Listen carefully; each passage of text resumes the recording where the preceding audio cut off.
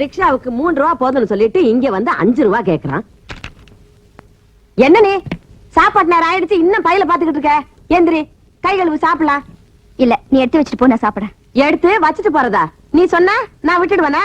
இந்த பாரு, ஆபீஸ் நேரத்துலதான் நீ மேனேஜரு, நான் முனியம்மா. இது சாப்பாட்டு நேரம், இப்ப நான் தான் ஆளினாள். எந்திரி, சொன்ன கேளு. எந்திரி எந்திரி.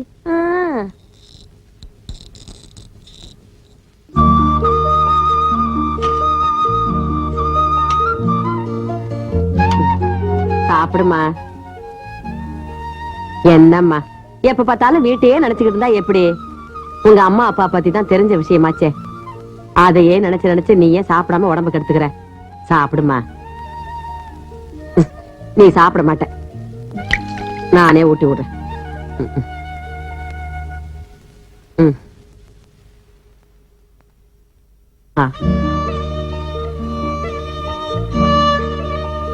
என்ன யோசிச்சுக்கிட்டே இருக்க? சாப்பிடு, சாப்பிடுமா.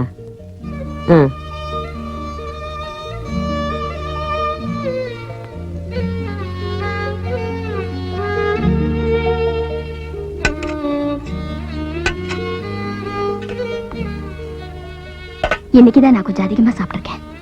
சும்மாதானா? எல்லாம் இந்த முனியம்மாவோட கை ராசி. இல்ல முனியம்மா, உன் கைராசி இல்ல, உன் மனசுல இருக்கிற தாய் பாசம். ஏது எப்படியோ நீ சாப்பிட்டியே, அதுவே எனக்கு போதும்.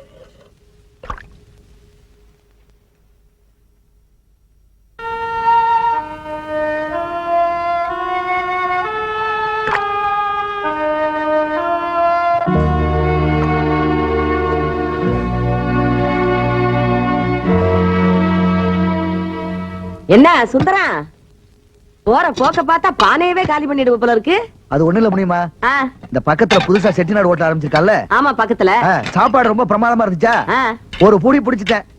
காரத்தை பாரு, எக்கச்சக்கமா போட்டா, அதான் தண்ணி குடிச்சிட்டு இருக்கேன். ஆமா ஆமா, செட்டிநாடு ஹோட்டல்ல காரம் கொஞ்சம் தூக்கலதான் இருக்கும். ஆமா, அது என்னமோ தெரியல, எல்லாருக்கும் சாப்பிட்டதுக்கு அப்புறம் தான் காரம் அடிக்கும். உனக்கு எப்படி சாப்பிடாமே காரம் அடிக்குது? ஏன்பா, முழுசா ஒரு பன்னு வாங்கி திங்கிறதுக்கு யோசனை பண்ணுவ, நீ செட்டிநாடு ஹோட்டல்ல போய் சாப்பிட்டு வந்த, நான் நம்பணும்? ஐய, போதும், வழியாத, உட்காரு உட்காரு. ஏன் போய் சொல்ற? செட்டிநாட்டுல சாப்பிட்டேன், கொங்கு நாட்டுல சாப்பிட்டேன்னு. சாப்பிட்ட மூஞ்சிய பார்த்தா எனக்கு தெரியாதா? என்ன முடியுமா, நீயே இப்படி பேசினா எப்படி? என் குடும்பத்தை பத்தி உனக்கு தெரியாதா? எல்லாம் தெரியும். சும்மாவா சொன்னாங்க 5 பொண்ணுங்களை பெத்தா அரசனு ஆண்டி ஆவான்னு? நீயும் 5 தங்கச்சிகளோட பிறந்து வாயை கட்டி வயித்த கட்டி 4 தங்கச்சிகளுக்கு கல்யாணம் பண்ணி கொடுத்துட்ட. இன்னும் என் பட்னியா கிடக்குற? வயிறார சாப்பிட வேண்டியதானே? என்ன இருக்கிறது ஒண்ணே ஒண்ணு. அந்த ஒரு தங்கச்சிக்கு நல்ல இடத்துல பார்த்து கல்யாணம் பண்ணி கொடுத்துட்டேன்னா என் கடமை முடிஞ்சு போயிடும். எப்படி முடியும்? புடி, சாப்பிடு. முடியுதான். உனக்கு வயசு ஆகுது. ஆமா, சின்ன பையன் மனசுல நினைப்ப. நம்மளும் ஒரு கல்யாணம் பண்ணி குழந்தை குட்டியோட வாழணும்னு ஒரு நிமிஷமா அது யோசனை பண்ணி பாக்குறியா நீ? எனக்கு எதுக்கு முடியுமா இனிமே கல்யாணம்? என் தங்கச்சிங்க நல்லா இருந்தாங்கன்னா அதுவே எனக்கு போதும். அட, இவன் ஒரு சோனகிரி. புடி, எப்ப பார்த்தாலும் தங்கச்சி பாட்டையே பாடிக்கிட்டு இருக்காத. இதுக்குதான் பெத்தவன்னு ஒருத்தி இருந்திருக்கணும். அவன் மட்டும் இருந்திருந்தானா இப்படியா விட்டுருப்பா? தாய்க்கு தலைமகன் முதல்ல உன் கல்யாணத்தை பண்ணி வச்சிருந்தா மறு வேலை பார்த்திருப்பா. உன் தலை எழுத்து, நான் என்ன பண்றது?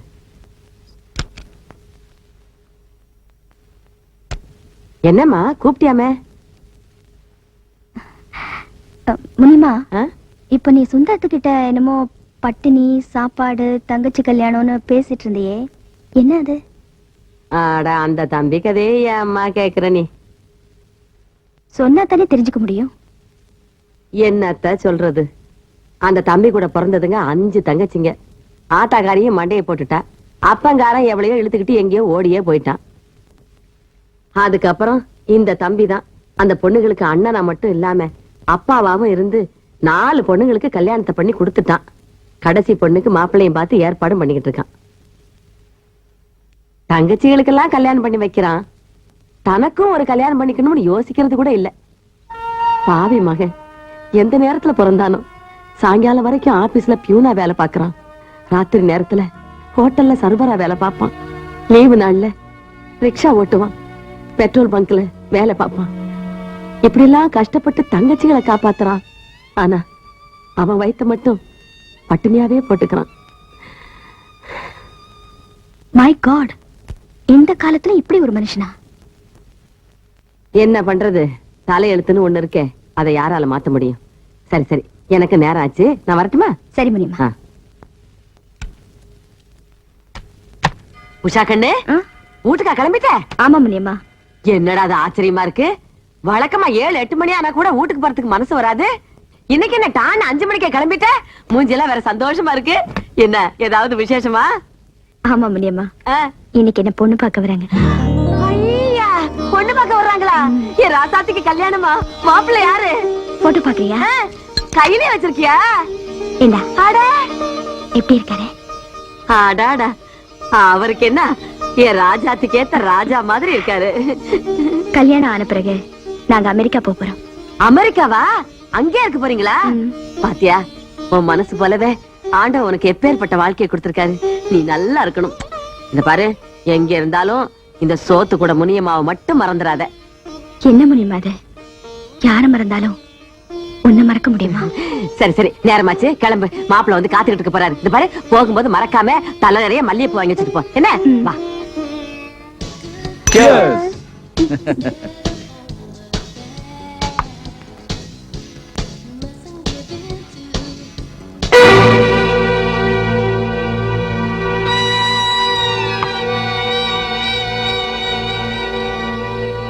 உஷா, நீ கல்யாணம் பண்ணிக்கு போற மாப்பிள்ள மிஸ்டர் சக்கரவர்த்தி மாமா. அன்னைக்கு போட்டோல பாத்து நீ நேரா வந்து பாருமா. வந்து உட்காரு, வா. ஏமா வெக்கப்படுற? உட்காரு. வெக்கப்பட வேண்டிய நீயே இவங்க கூட உட்கார்ந்து தண்ணி அடிச்சிட்டு இருக்கும்போது நான் ஏமா வெக்கப்படணும்? ஹாய் டார்லிங், என்ன கோவமா இருக்க? Don't touch me. Hey Usha, என்ன ஆச்சு உனக்கு? நாளைக்கு தாலி கட்ட போற மாப்பிள்ள அவரு. அவர்கிட்ட போய் மரியாதை இல்லாம நடக்கிறீமா? மாப்பிள்ள, பெரிய மாப்பிள்ள, தாலி கட்ட போறவளையே தண்ணி டம்ளரோட சந்திக்கிறாரே, இவரா எனக்கு மாப்பிள்ள? ஏய், வாட் ஆர் யூ டாக்கிங்?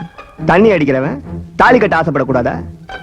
தண்ணி அடிக்கிறவன் தாலி கட்ட ஆசைப்படலாம், ஆனா தாலி கட்டிக்க போற எந்த பொண்ணும் குடிகாரனை கட்டிக்க ஆசைப்பட மாட்டா. Shut up. You are talking too much. மண்டபம் பார்த்தாச்சு, பத்திரிக்கை அடிச்சாச்சு, ஜவுளி எடுத்தாச்சு. இவர்தான் உனக்கு மாப்பிள்ள. சோ உன் கல்யாணம் கன்ஃபார்ம். உள்ள வா.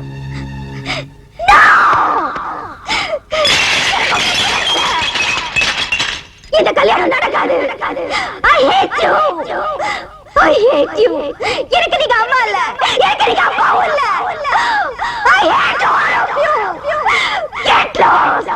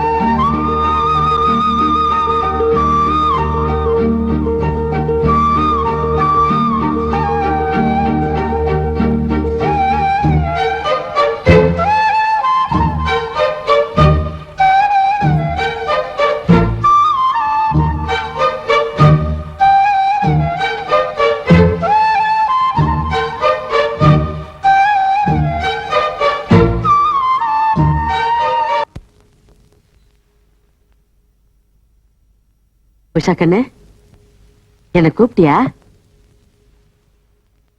ஆமா முனியம்மா. சுந்தரத்தை பத்தி நீ என்ன நினைக்கிற? யாரு, நம்ம பியூன் சுந்தரமா? நல்ல தம்பிதான். ஏம்மா, ஏதாவது ப்ரமோஷன் கொடுக்க போறியா? ஆமா முனியம்மா, எனக்கு புருஷனா ப்ரமோஷன் கொடுக்க போறேன். என்னது, புருஷனாவா? என்னம்மா சொல்ற? நல்லா யோசனை பண்ணிதான் அந்த முடிவுக்கு வந்தியா? சுந்தரம் உனக்கு பொருத்தமானவனா நினைக்கிற? வயசுல வேணா எனக்கு அவர் பொருத்தம் இல்லாம இருக்கலாம், ஆனா மனசளவுல எனக்கு பொருத்தமானவர் தான். ஆமா, இத பத்தி அந்த சுந்தரம் தம்பி கிட்ட ஏதாவது பேசுனியா? இல்ல முனியம்மா, அதுக்கு தான் உன்னை வர சொன்னேன். இந்த விஷயத்தை பத்தி அவர்கிட்ட பேசி நீதான் இந்த கல்யாணத்தை நல்லபடியா நடத்தி வைக்கணும். உஷா, இந்த முடிவுல எதுவும் மாத்தா இருக்காத. அவர்தான் என் புருஷன்னு நான் முடிவே பண்ணிட்டேன்.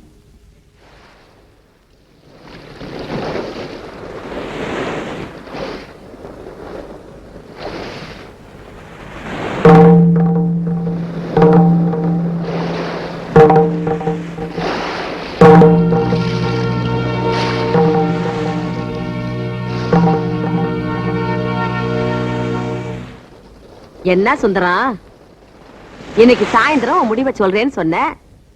சாயந்தரம் போய் ராத்திரியும் வந்துருச்சு. இன்னும் ஒண்ணுமே சொல்லாம மண்ணையே கிண்டுக்கிட்டு இருந்தீங்கன்னா என்ன அர்த்தம்? உன் மனசுல என்னதான் நினைச்சுக்கிட்டு இருக்கேங்கிறத வெளிப்படையா சொல்லுப்பா. முனியம்மா, கட்டிக்கிற புடவைக்கு கலர் மேட்ச் பார்த்து செருப்பு போட்டுக்குவாங்க நம்ம மேடம். ஆனா கல்யாணம் பண்ணிக்க போற புருஷனை மேட்ச் இல்லாம செலக்ட் பண்ணிட்டாங்க. நம்ம மேடம் எடுத்த முடிவு சாதாரண முடிவு இல்ல. ஏதோ அவசரப்பட்டு கூட அந்த முடிவுக்கு வந்திருக்கலாம். எந்த பொண்ணுமே கட்டுற புடவைக்கு வேணா கலர் மேட்ச் பாப்பா. ஆனா கட்டிக்க போற புருஷனோட மனசை மட்டும்தான் பாப்பா. அந்த பொருத்தம் எனக்கும் இவருக்கும் இருக்கு.